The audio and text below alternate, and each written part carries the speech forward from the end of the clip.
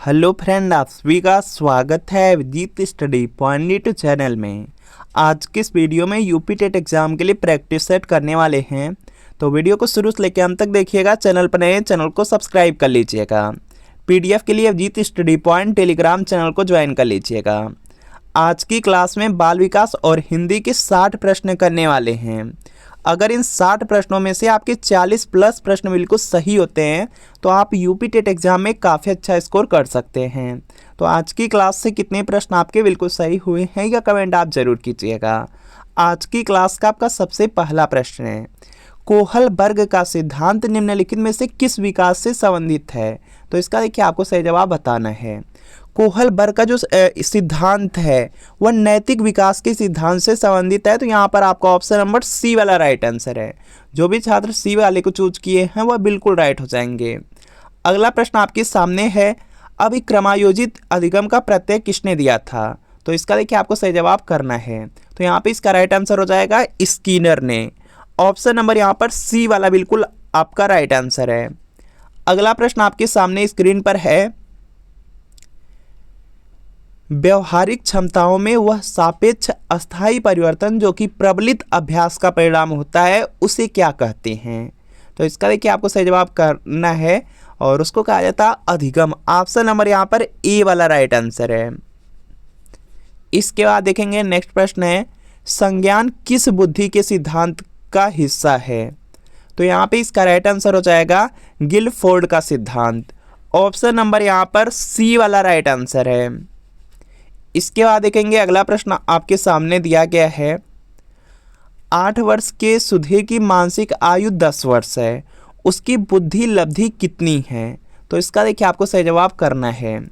यहाँ पर ध्यान से देखेंगे, यहाँ पे बुद्धि लब्धि का आप लोग फार्मूला जानते हैं। बुद्धि लब्धि का फार्मूला होता है आपका यहाँ पे मानसिक आयु बटे वास्तविक आयु होता है। मानसिक आयु बटे में आपका यहाँ पे वास्तविक आयु रहता है और गुणे में यहाँ पर आपका रहता है 100 रहता है। तो यहाँ पर देखेंगे मानसिक आयु आपको दिया गया, मानसिक वर्ष आपको आयु यहाँ पे 10 वर्ष दिया गया है। वास्तविक आयु देखेंगे यहाँ पे 8 वर्ष दिया गया है और यहाँ पर 100 दिया गया है।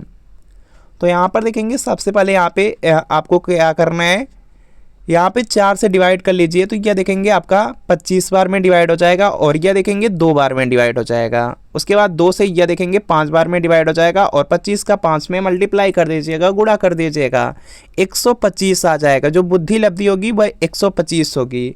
125 देखेंगे डी वाले ऑप्शन में दिया गया है, तो यहाँ पर डी वाला आपका बिल्कुल राइट आंसर हो जाएगा।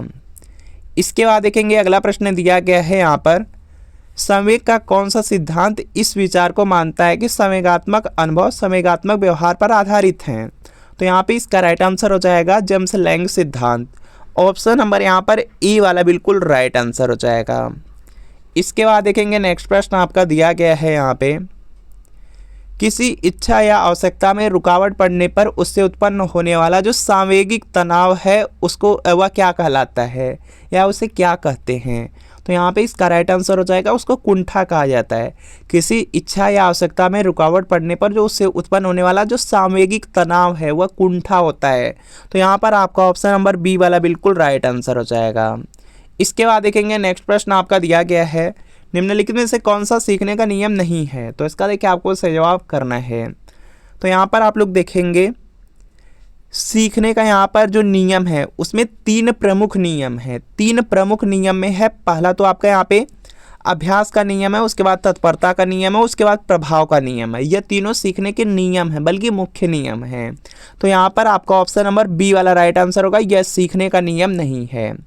इसके बाद अगला प्रश्न आपके सामने स्क्रीन पर है कि पियाजे मुख्य रूप से किसके अध्ययन के लिए जाने जाते हैं? जो जिन पियाजे हैं वह मुख्य रूप से किसके अध्ययन के लिए जाने जाते हैं? तो यहाँ पे इसका राइट आंसर हो जाएगा संज्ञानात्मक विकास। ऑप्शन नंबर यहाँ पर सी वाला बिल्कुल राइट आंसर है। जो भी छात्र इस वाले में सी को चूज कर दिए हैं वह बिल्कुल राइट हैं। अगला प्रश्न आपके सामने दिया गया है, जब मानव शरीर के एक भाग को दिए गए प्रशिक्षण का अंतरण दूसरे भाग में हो जाता है तो उसे क्या कहते हैं? तो उसका देखिए सही जवाब हो जाएगा उसको द्विपार्श्विक अंतरण कहा जाता है। सी वाला बिल्कुल राइट आंसर हो जाएगा, सी वाला राइट आंसर होगा। इसके बाद देखेंगे अगला प्रश्न आपका दिया गया है, दिए हुए प्राप्तांकों के समूह में जो प्राप्तांक बहुधा सबसे अधिक बार आता है उसे कहते हैं।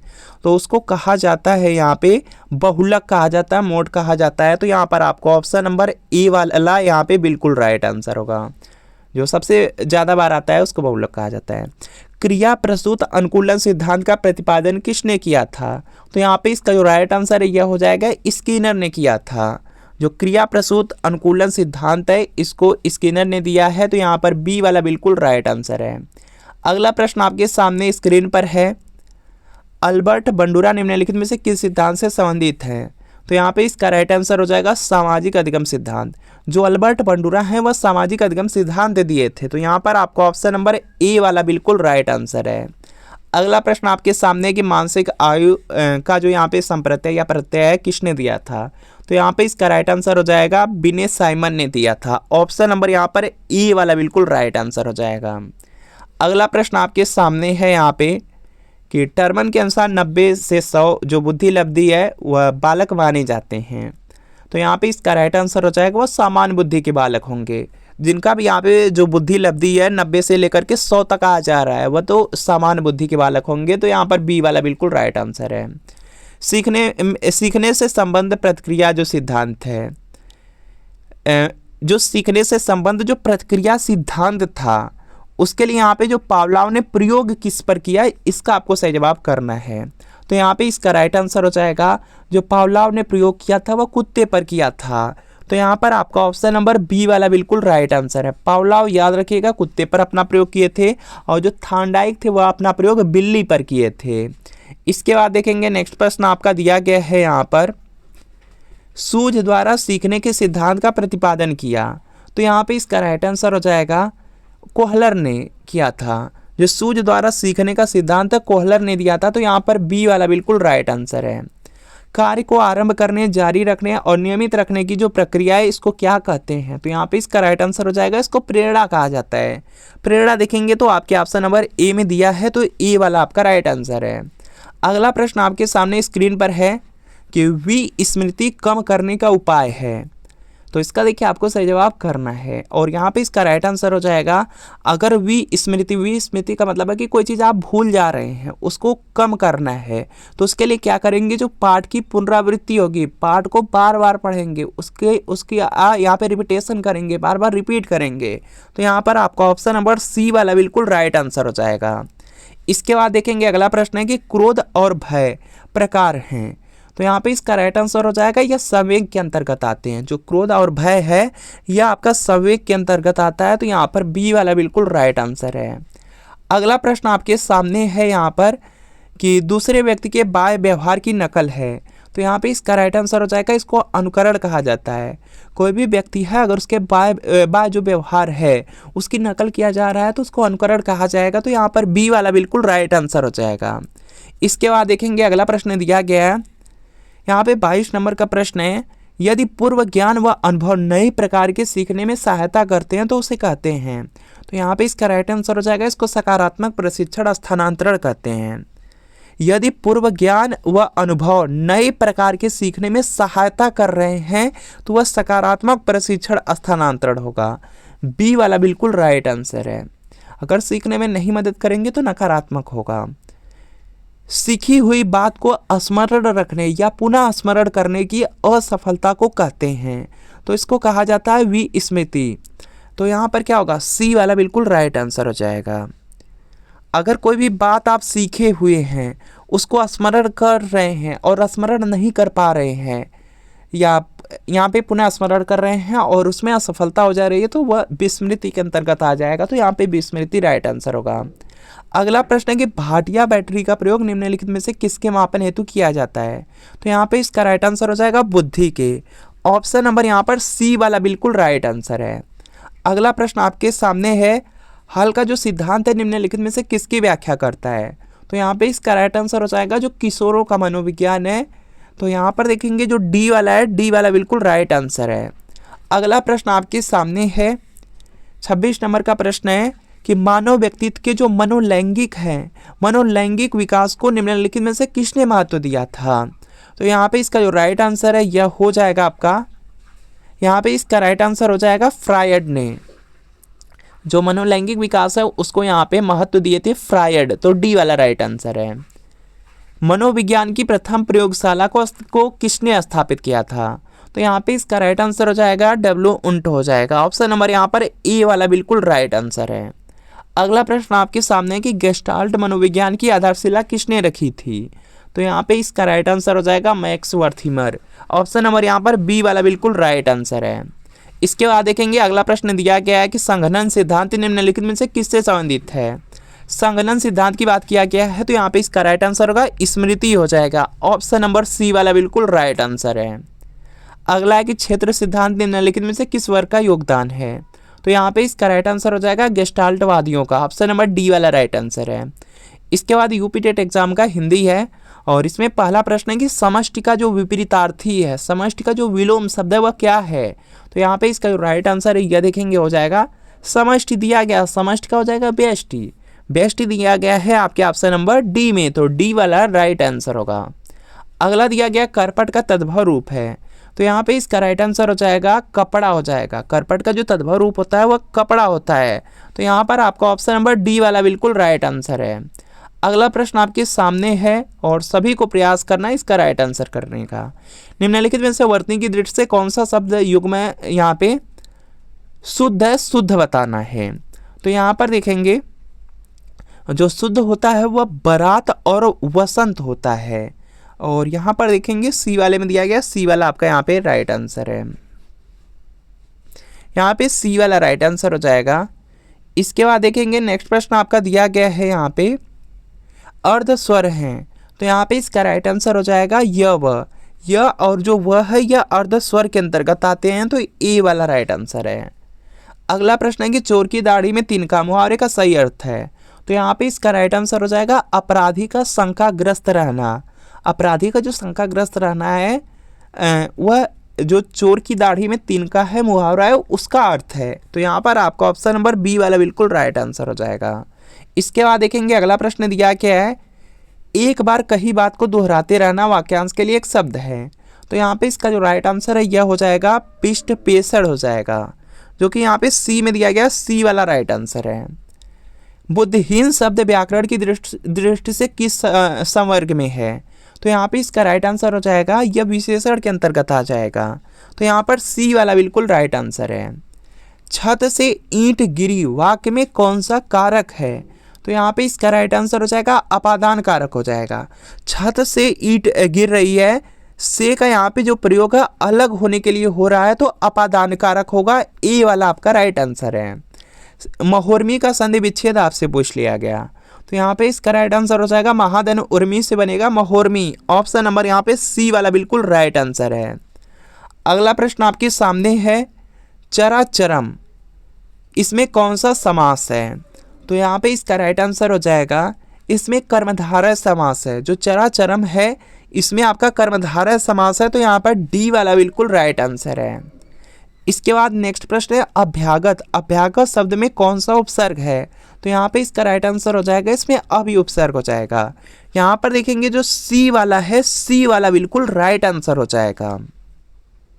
अगर आप यूपी टेट एग्जाम को पास करना चाहते हैं तो चच्छो पब्लिकेशन यूपी टेट एग्जाम के लिए बहुत ही महत्वपूर्ण स्टडी गाइड बुक लेकर आया है। यह आपकी प्राइमरी लेवल की स्टडी गाइड बुक है।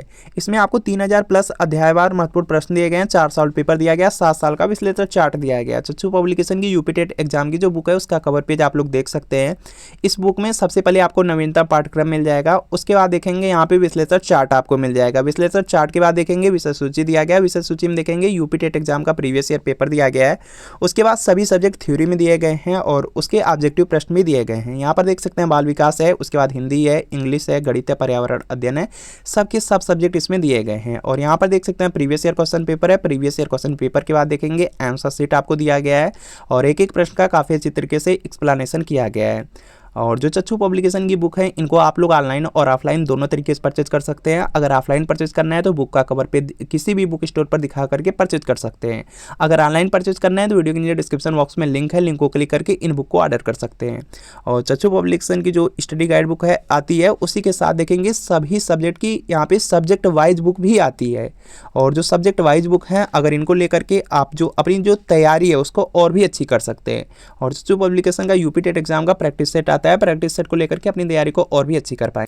इसके बाद नेक्स्ट प्रश्न है कि रमणीय में कौन सा प्रत्यय है। तो यहाँ पे इसका राइट आंसर हो जाएगा, इसमें अनीय प्रत्यय है और अनीय प्रत्यय दिया गया है ऑप्शन नंबर ए में, तो ए वाला राइट आंसर है। अगला प्रश्न आपके सामने है, बोरव सबय रघुवंश कुठार की धार में 12 बजी शरत थई, बाण की वायु उड़ाव कै लक्षण लक्ष्य करो अरिहा समरथ थई। इन काव्य पंक्तियों में कौन सा रस है। तो यहाँ पे इसका राइट आंसर हो जाएगा, इसमें रौद्र रस है। ऑप्शन नंबर जो ए वाला दिया गया है, ए वाला राइट आंसर है। अगला आपके सामने, श्री गुरु चरण सरोज रज निज मन मुकुर सुधार, बरनौ रघुवर विमल जस जो दायक फलचार। इसमें कौन सा छंद है। तो इसमें है आपका दोहा है, या आपका दोहा है। तो यहाँ पर आपका ऑप्शन नंबर ए वाला राइट आंसर होगा। इसमें मात्रा काउंट करेंगे तो आपका हो जाएगा पहले चरण में 13, दूसरे में 11, तीसरे में 13 और चौथे चरण में 11 मात्राएं आएंगी। तो यह आपका दोहा है। और जो दोहा होता है सोठा का उल्टा होता है, सोठा दोहे का उल्टा होता है, यह भी पॉइंट याद रखेंगे। इनमें से कौन सा वाक्य शुद्ध है यह आपको बताना है। और यहाँ पर देखेंगे इसका राइट आंसर हो जाएगा, मोहन और जो गीता है वह गा रहे हैं। तो यहाँ पर आपका ऑप्शन नंबर सी वाला राइट आंसर है, मोहन और गीता गा रहे हैं, सी वाला राइट आंसर है। इसके बाद नेक्स्ट है कि इन शब्दों में कौन सा शब्द हिंदी शब्दकोश में सबसे अंत में आएगा। तो यहाँ पे इसका राइट आंसर होगा जो क्लीव शब्द है, यही आपका सबसे लास्ट में आएगा। तो यहाँ पर आपका ऑप्शन नंबर ए वाला राइट आंसर होगा। अगला है कि हिंदी गद्य शिक्षण की पाठ्य योजना में उद्देश्य कथन आता है। तो यहाँ पे इसका राइट आंसर हो जाएगा, प्रस्तावना प्रश्न के बाद आता है। जो आपका यहाँ पे आप लोग हिंदी गद्य शिक्षण की जो पाठ्य योजना बनाते हैं उसमें जो उद्देश्य कथन आता है वह कब आता है, जब आप लोग प्रस्तावना प्रश्न कर लेते हैं उसके बाद आपका उद्देश्य कथन आता है। तो यहाँ पर बी वाला बिल्कुल राइट आंसर हो जाएगा। इसके बाद अगला प्रश्न है, शब्द का अर्थ स्पष्ट करने हेतु कौन सा तरीका सर्वाधिक उपयुक्त है। तो यहाँ पे इसका राइट आंसर हो जाएगा जो वाक्य का प्रयोग होता है, वाक्य का प्रयोग हो जाएगा। तो यहाँ पर ए वाला बिल्कुल राइट आंसर है। किसी भी शब्द का अगर आपको अर्थ स्पष्ट करना है तो उसके लिए जो सबसे अच्छा तरीका है कि आप वाक्य प्रयोग करेंगे, किसी भी वाक्य में उसका प्रयोग करेंगे। भाषा शिक्षण की पद्धति नहीं है, तो इसका देखिए आपको सही जवाब करना है। और यहाँ पे इसका राइट आंसर हो जाएगा अभिक्रमित अनुदेशन। ऑप्शन नंबर यहाँ पर डी वाला बिल्कुल राइट आंसर हो जाएगा। अगला प्रश्न आपके सामने कि बालक की जो प्रारंभिक शिक्षा है उसकी मातृभाषा में यहाँ पे दी जाए, यह मानना है, किसका मानना है। तो यहाँ पे इसका राइट आंसर हो जाएगा, महात्मा गांधी ने कहा था। महात्मा गांधी ने कहा था कि जो बालक की प्रारंभिक शिक्षा है वह उसकी ही मातृभाषा में देना चाहिए। तो यहाँ पर आपका ऑप्शन नंबर बी वाला बिल्कुल राइट आंसर है। अगला है व्याकरण शिक्षण के लिए उपयुक्त नहीं है। तो यहाँ पे इसका राइट आंसर हो जाएगा, यहाँ पर देखेंगे जो व्याकरण शिक्षण के लिए उपयुक्त है उसमें आपका आगमन प्रणाली, अव्याकृतीय प्रणाली और निगमन प्रणाली आता है, लेकिन कक्षा अभिनय प्रणाली व्याकरण शिक्षण के लिए जरूरी नहीं है, उपयुक्त नहीं है। तो डी वाला राइट आंसर है। आनंद कादम्बिनी पत्रिका का प्रकाशन कहाँ से होता है। तो यहाँ पे इसका राइट आंसर हो जाएगा, यह मिर्जापुर से होता है। ऑप्शन नंबर यहाँ पर बी वाला राइट आंसर है। अगला प्रश्न आपके सामने है कि आदिकाल की रचना है। तो यहाँ पे इसका राइट आंसर हो जाएगा खुमार रासो। जो खुमार रासो है यह आदिकाल की रचना है, तो डी वाला राइट आंसर होगा। काहेरी नलिनी तू कुम्हलानी तेरे ही नली सरोवर पानी, पंक्ति के रचनाकार कौन है। तो यहाँ पे इसका राइट आंसर हो जाएगा, यहाँ पे कबीर हो जाएंगे, यह कबीर की पंक्ति हैं। तो यहाँ पे सी वाला राइट आंसर है। आचार्य रामचंद्र शुक्ल का निबंध संग्रह है। तो यहाँ पे इसका राइट आंसर हो जाएगा चिंतामणि हो जाएगा। आचार्य रामचंद्र शुक्ल का जो निबंध है वह चिंतामणि है, तो बी वाला राइट आंसर है। राष्ट्रवादी कवि रामधारी सिंह दिनकर को उर्वशी के लिए ज्ञानपीठ पुरस्कार किस वर्ष प्रदान किया गया। तो यहाँ पे इसका राइट आंसर हो जाएगा 1972 ईस्वी में मिला था। ऑप्शन नंबर यहाँ पर बी वाला राइट आंसर होगा। अगला प्रश्न आपके सामने है, निरामिष किसे कहते हैं। तो यहाँ पे इसका राइट आंसर हो जाएगा, जो मांस रहित भोजन है उसको निरामिष कहते हैं। तो ए वाला राइट आंसर है। अगला प्रश्न आपके सामने है, यहाँ पे सहद शब्द है। सहद शब्द आपका आगत के अंतर्गत आ जाता है, तो यहाँ पर डी वाला बिल्कुल राइट आंसर होगा। अगला है कि वनिता का प्रयोग किस अर्थ में होता है। तो यहाँ पे इसका राइट आंसर हो जाएगा स्त्री के लिए होता है। जो वनिता शब्द है इसका जो यूज होता है, प्रयोग होता है, वह स्त्री के लिए होता है। तो बी वाला राइट आंसर है। मुकुंद किसका पर्याय है। मुकुंद किसका पर्यायवाची है। तो यहाँ पे इसका राइट आंसर हो जाएगा, यहाँ से विष्णु हो जाएगा। ऑप्शन नंबर ए वाला राइट आंसर है। तो फ्रेंड आपको बताना है कि आज की क्लास में जो आपको 60 प्रश्न कराए गए हैं, 60 प्रश्नों में कितने प्रश्न आपके बिल्कुल सही हुए हैं, या कमेंट आप जरूर कीजिएगा। अगर वीडियो अच्छा लगा हो वीडियो को लाइक करिएगा, चैनल बनाइए, चैनल को सब्सक्राइब कर लीजिएगा। मिलते हैं फ्रेंड आपसे नेक्स्ट वीडियो में।